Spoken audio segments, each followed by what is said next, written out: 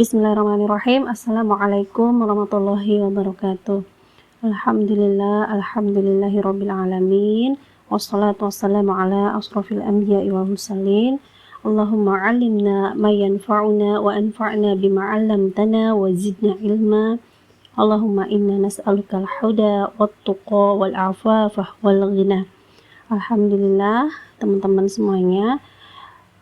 Senang sekali ya kita kembali mengaktifkan grup Madrasah Sakinah dan Muslimah Baitur Rahman ini, dan sekarang kita akan mengawali dengan program belajar dari buku ya, insya Allah 15-30 menit ke depan kita akan membahas tentang rizki dan belajar dari buku Kunci-Kunci Rizki Menurut Al-Quran dan As-Sunnah karya Dr. Fadl Ilahi. Nah, dalam kesempatan awal ini izinkan saya memulainya dengan sebuah pengantar atau muqaddimah konsep rezeki sebelum kita kemudian menengok apa aja sih kunci-kunci rezeki dari perspektif Al-Quran dan As-Sunnah. Sebagai muqaddimah yang disampaikan oleh Dr. Fadl Ilahi adalah diantara hal yang menyibukkan hati kebanyakan umat Islam adalah mencari rezeki. Dan menurut pengamatan, sejumlah umat Islam memandang bahwa berpegang kepada Islam itu akan mengurangi rezeki mereka. Tidak hanya sebatas itu, bahkan lebih parah dan menyedihkan lagi bahwa ada sebagian atau sejumlah orang yang masih mau menjaga sebagian kewajiban syariat Islam, tetapi mereka mengira bahwa jika ingin mendapatkan kemudahan di bidang materi dan kemapanan ekonomi, mereka hendak menutup mata dari sebagian hukum-hukum Islam, terutama yang berkaitan dengan halal dan haram. Untuk itu, pada kesempatan kali ini kita akan mencoba melihat sekitar 4 atau 5 poin yang berkaitan dengan nasihat buat kita tentang rezeki ini sendiri. Oke, yang pertama, topik rezeki terkhusus harta itu memang menjadi hal yang secara fitrah disukai oleh manusia. Sebagaimana Allah sebutkan dalam Quran surah Al-Fajr ayat 20, di situ Allah Subhanahu wa taala berfirman, A'udzubillahi minasyaitonirrajim wa tuhibbunal mala hubban jamma. Dan kamu mencintai harta dengan kecintaan yang berlebihan. Dalam Quran surah Al-Adiyat pun semakin dipertegas, wa inna lihubbil khairi lasyadid. Dan sesungguhnya ia sangat bakhil karena cintanya pada harta. Hal ini manusiawi banget ya, karena kemiskinan atau kekurangan harta secara tabi'i, secara alamiahnya merupakan perkara yang dihindari oleh manusia.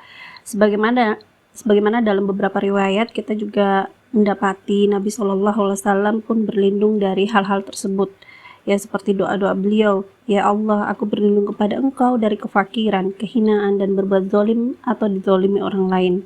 Dalam riwayat yang lain juga Nabi SAW berdoa, ya Allah, aku berlindung kepada Engkau dari fitnah kekayaan dan dari fitnah kemiskinan. Nah, begitupun doa yang sudah masyhur dan kita jadikan tradisi di setiap pagi hari, yaitu doa yang diajarkan oleh Rasulullah SAW dalam mengawali hari, Allahumma inni as'aluka ilman nafi'an wa rizqan thayyiban wa amalan mutaqabbala. Jadi itu menunjukkan bahwasanya memang secara tabiinya kita itu benar-benar menghindari yang namanya kefakiran, kemiskinan, kekurangan harta, atau hal-hal yang sifatnya rizki itu sempit, sehingga ini menjadi hal yang bisa dimaklumi. Namun dalam koridor syariat kita akan melihat bagaimana sih konsep rizki yang paling tepat. Berikutnya, yuk kita pahami dulu definisi rizki itu sendiri. Jadi rizki itu adalah anugerah atau karunia pemberian dari Allah Subhanahu wa taala kepada makhluknya, siapapun dia. Pemberiannya untuk apa? Untuk memfasilitasi kehidupan kita di alam dunia ini. Karenanya rizki itu nggak boleh dimaknai dengan makna yang sempit saja, misalnya hanya seputar harta atau rupiah aja. Tetapi kita lupa bahwasanya suami yang soleh ya, atau tetangga yang baik, anak-anak yang soleh-solehah, mereka sehat, termasuk juga kesehatan kita dan kemudahan kita dalam beribadah, terus negeri yang aman, itu adalah rizki yang Allah berikan. Jadi kita jangan membatasi rezeki hanya pada persoalan harta saja.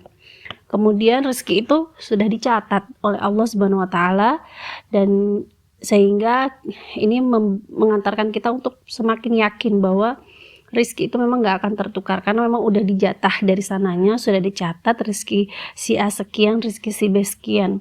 Dalam Quran surah Hud ayat 6, Allah Subhanahu wa taala berfirman, "Wa ma min dabbatin fil ardi illa 'alallahi rizquha." Dan tidak ada suatu binatang melata pun di bumi melainkan Allah yang menjamin rezekinya. Maka yang perlu kita yakini ya, yang perlu kita pahami juga ya adalah rezeki itu sebagaimana ajal sama-sama telah dicatat dan dijatah oleh Allah. Seorang hamba tidak akan meninggal selama belum sempurna jatah rezeki dan umurnya. Jadi kita bisa simpulkan karakter ajal itu sama dengan rezeki, yang sama-sama misteri, sama-sama rahasia Allah. Tidak ada satu makhluk pun di muka bumi yang tahu. Kemudian sama-sama sudah tercatat 50.000 tahun sebelum penciptaan langit dan bumi, dan sama-sama disempurnakan. Jadi kita tidak akan meninggal sampai benar-benar jatah rezeki kita itu sudah sempurna. Nah, dengan keyakinan itu, lantas apakah kita nggak perlu ikhtiar, teman-teman? Kaya dan miskin itu adalah takdir ikhtiari. Jadi walaupun rezeki sudah dicatat, sudah dijatah, namun kita tuh tetap dimotivasi untuk berusaha ikhtiar. Sebagaimana ingin usia panjang, ya tentu kita berikhtiar mendekati sebab-sebab yang bisa membuat usia kita itu panjang, seperti menjaga kesehatan, menjauhi makanan-makanan junk food misalnya gitu ya, terus melakukan pola hidup sehat, atau ketika keluar atau berkendara maka kita akan menempuh sebab-sebab keselamatan. Begitupun juga dengan rezeki. Bila ingin pendapatan meningkat, bila ingin sumber-sumber keuangan itu ada, maka kita tempuh sebab-sebab rezeki tersebut. Nah, nanti di buku ini ya, di buku dari Dr. Fadl Ilahi inilah nanti beliau akan menjabarkan sekitar 10 sebab-sebab ukhrawi. Bukan sebab duniawi, karena sebab mendapatkan rezeki itu ada 2, sebab duniawi dan sebab ukhrawi. Nah, sebab duniawi itu seperti bekerja, berprofesi, berusaha, atau menjadi pengusaha, pebisnis, dengan syarat menempuh jalan yang halal. Jadi muamalah yang dilakukan adalah muamalah yang sesuai dengan syariat. Dan yang kedua adalah sebab ukhrawi. Nah, di sebab ukhrawi ini ada sekitar 10.